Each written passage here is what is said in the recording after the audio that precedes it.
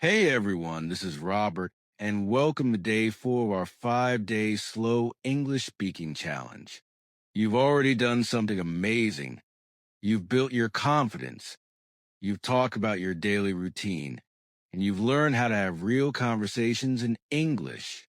But today, we're going a little deeper because today, it's not about what you do, it's about what you feel.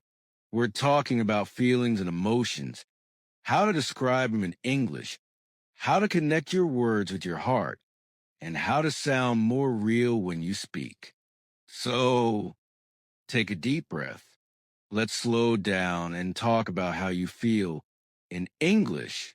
Let me ask you something. When someone asks, "How are you?" how do you usually answer? Most of us say, "I'm fine. I'm good. I'm okay." Right? It's quick, easy, safe. But in real life, we feel so much more than just fine. Some days we feel happy, some days tired, some days calm, and some days we just don't know what we feel. That's okay. Language is not just about words, it's about expressing your world. So today, you'll learn how to describe your emotions simply, naturally, and honestly. Let's start with the basics. Happy feelings. When you feel good, you can say, "I feel happy. I'm really excited today. I feel great. I'm in a good mood. I'm feeling positive." Now, let's make them sound more natural and expressive. "I feel happy when I talk to my friends. I'm excited because it's Friday. I feel great after a long walk. I'm in such a good mood today." Simple words, but full of emotion. Now let's talk about feeling tired or low energy. We all have those days. You wake up and your brain says, "Please, not today." You can say, "I feel tired. I'm a bit sleepy. I'm exhausted. I'm out of energy. I just want to rest." And if you want to describe it more naturally, "I didn't sleep well last night, so I'm a little tired. I've been studying all day. I feel exhausted. I just need a quiet evening." Notice how you can combine emotions with reasons. That's how native speakers do it. Now let's talk about stress, one of the most common feelings for English learners, right? You can say, "I feel stressed. I'm under pressure. I'm worried about something. I feel nervous before speaking English." Let's make them a bit more real. "I feel stressed when I have too many things to do. I get nervous when I speak in front of people. Sometimes I overthink things." Don't be afraid to say how you really feel. When you express emotions, you make English human. Now let's go to the positive side again. Calmness and peace. These are the feelings that help us stay balanced. You can say, "I feel calm. I'm relaxed. I'm at peace. I feel comfortable. I feel thankful." Now let's add more context. "I feel calm when I listen to music.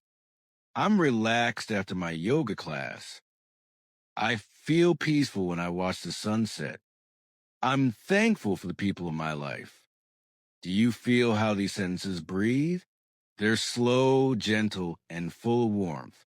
That's the rhythm of slow English. Let's do a small shadowing round together. I'll say it, and you repeat after me, slowly with emotion. "I feel happy today. I feel calm and peaceful. Sometimes I feel tired. Sometimes I feel stressed." And that's okay, it's part of life. Perfect. Now let's talk about sadness, because we all feel it sometimes. It's normal and it's okay to say it. You can say, "I feel sad. I feel lonely. I miss my friends. I feel disappointed." I just don't feel good today. And if you want to sound more natural, I feel a bit down today. I miss my family so much. I'm not in the best mood. In English, we often use soft expressions when we talk about sadness, like a bit down, not great, or a little off. It makes the conversation gentle. So if someone asks, "How are you?" and you don't feel happy, you can say, "I'm okay, just a bit tired.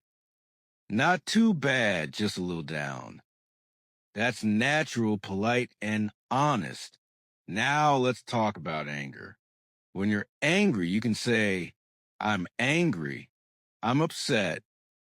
I'm frustrated. I'm annoyed." But remember, tone matters. Even if you're angry, speak calmly. "I'm frustrated because I made a mistake. I'm upset that things didn't go well. I'm annoyed when people are late." Learning to describe anger in English helps you stay calm because you can name your feelings instead of hiding them. Now, let's talk about fear and anxiety. It's common to feel nervous, especially when speaking a new language. You can say, "I feel nervous. I'm scared. I'm worried about my English. I feel anxious when I speak." But remember what I told you on day one. You don't need to be perfect. You just need to speak. You can even say, "I'm a little nervous, but I'll try." That's confidence in action. Now, let's learn how to describe mixed emotions because sometimes we feel more than one thing at the same time. "I'm happy but tired. I feel nervous and excited. I'm sad but also thankful. I feel calm but a little sleepy." That's normal. We're humans. We feel everything. If you can describe those feelings in English, you're not just learning words. You're learning emotional fluency. Let's try a full paragraph together. Listen first, then repeat with me. "Today I feel calm and relaxed. I woke up early and took a walk. The weather was beautiful, and I felt thankful for the quiet morning.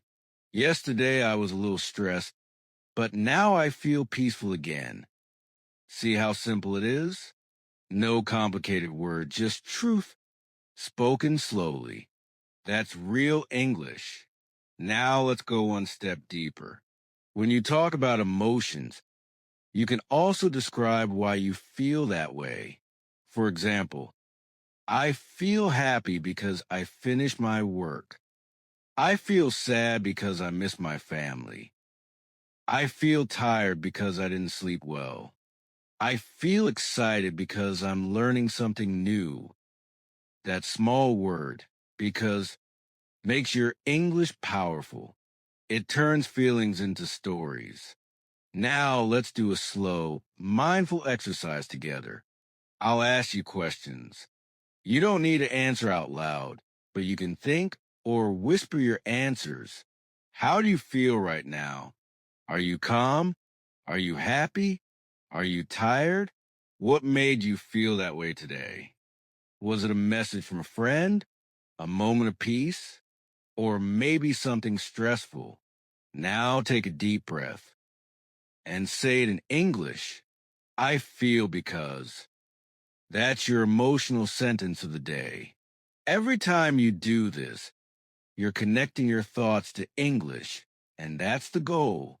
Let's finish with a few powerful affirmations. Repeat after me slowly with heart. I can express my feelings in English. I can speak with honesty and calm. I don't need to hide my emotions. English helps me understand myself. I feel proud of my progress. Beautiful. That's what day 4 is all about. Not just learning English, but learning to feel in English. So congratulations. You just finished day 4 of the 5-day slow English speaking challenge. You learn how to describe your feelings, how to talk with honesty, and how to make English a part of your emotional world. Tomorrow, in day 5, we'll bring everything together. You'll learn how to express yourself freely, share your thoughts and opinions, and sound truly you in English. So take a deep breath, smile, and remember, every time you speak, you're not just learning English, you're learning to connect. I'm Robert, and this is Unlocked English, the Slow English podcast. See you tomorrow for the final day of the challenge.